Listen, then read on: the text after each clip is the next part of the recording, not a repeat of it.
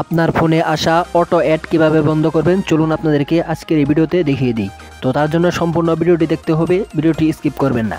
আপনার বিরক্তিকর অ্যাড আসে, আপনি যখন কোনো অ্যাপ বা অ্যাপে ঢুকতে যান তখন কিন্তু আপনার বিরক্তিকর অ্যাড আসার কারণে আপনার অনেক সমস্যা হয়। তো তার জন্য সরাসরি চলে যাবেন আপনার ফোনে থাকা সেটিংসে। তো সেটিংসে আসার পর তারপর এখান থেকে নিচের দিকে চলে আসবেন।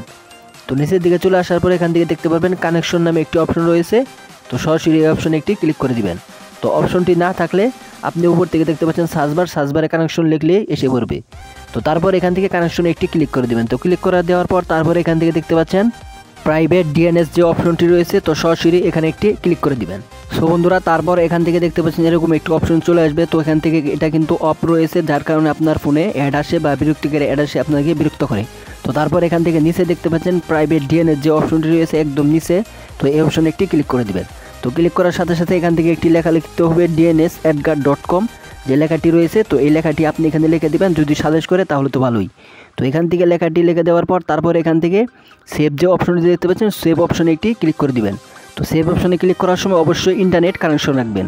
তো সেভ অপশনে ক্লিক করার সাথে সাথে এখান থেকে কিন্তু আপনার অপশনটি dns@guard.com কিন্তু এখান থেকে সেভ হয়ে গেছে। এখন আপনার ফোনে বিরক্তিকর অ্যাড বা অটো অ্যাড আসবে না, সম্পূর্ণভাবে এটি বন্ধ হয়ে গেছে। তো এই ছিল প্রসেস। তো ভিডিওটি কেমন লেগেছে?